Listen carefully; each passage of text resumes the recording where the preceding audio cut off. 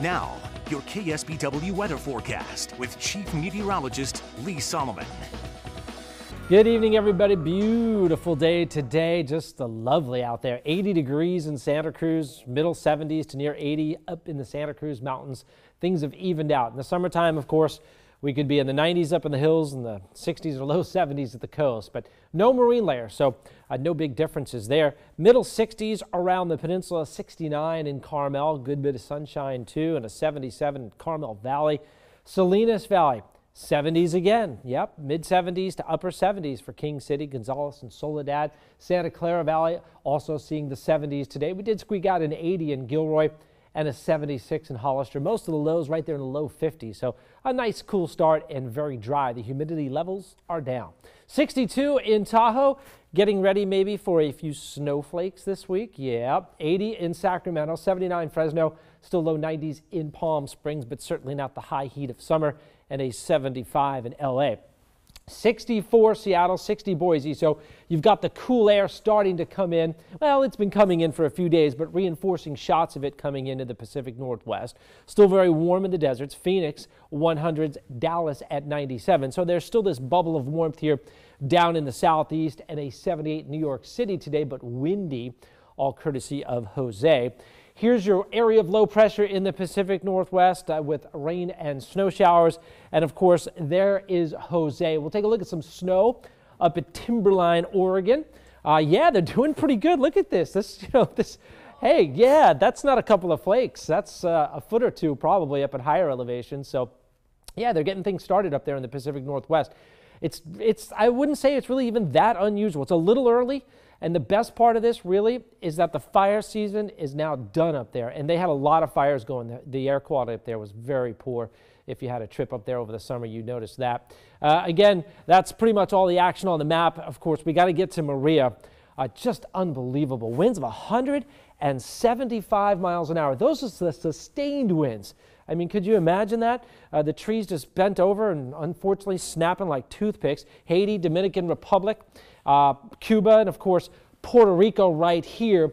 Before it gets to Puerto Rico, it's going to get to St. Croix, U.S. Virgin Islands there. So unfortunately, the folks there are hunkered down, and let's pray for them tonight, because with a hurricane of that magnitude, that's generally meaning most buildings sustaining major damage or just destroyed with that kind of wind. Of course, look at the storm surge with it as well.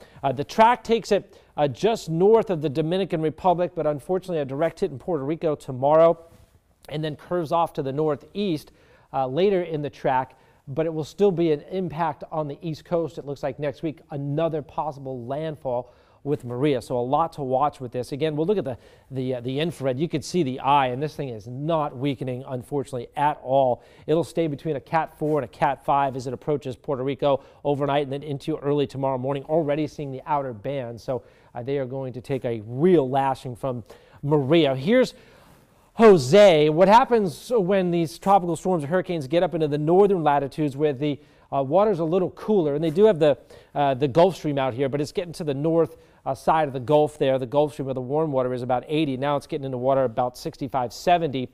It starts to expand, and that's a good and a bad thing. Generally, the winds don't stay as strong, but they expand outward. So the problem is, even though the main winds are right around here, you've got tropical storm force winds 300 miles out from the center, and right now it's only about 260 miles south of Nantucket. So they got tropical storm warnings out just to the east of Boston, out on the islands, as they say, Cape Cod.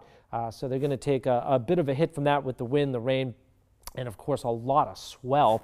Here comes the next area of low pressure in the Pacific Northwest, spinning around, again driving that cool air into us.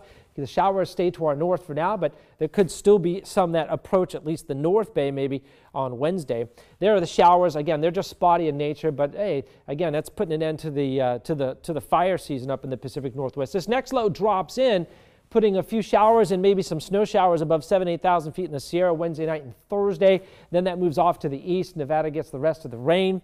For us, we'll be watching the front as it comes down, mostly just in the form of some clouds for us. You will notice a few light showers, maybe some sprinkles up towards Hillsburg, and that should be about as close as the approach gets to us. We'll just see some clouds on and off through the day And that will be that, and that's what we do in September, the tail end of a cold front. 47 to 57 overnight. Tomorrow, mid-60s to middle 70s. Again, we'll have some clouds around. The valleys and hills will be in the middle and upper 70s, so just a little bit warmer. And just to detail the temp, 66 in San Francisco, and a whole string of middle 70s going. San Jose, Gilroy, Hollister. Salinas Valley, 70 to 76. The coast, middle and upper 60s for Marina and Seaside. Carmel Valley, 75. North end of the Bay, mid-70s to low 70s. Ben Lomond, Scotts Valley, Santa Cruz. We'll keep 70s and 60s going, mixing it up at the coast right through the weekend. And 70s to low 80s possible for the valleys and the hills right through Sunday. There you go. Okay. Whew, a lot going on. Man, a lot. It just keeps on coming. Yeah, this doesn't it? season's been unbelievable. Yeah. Okay.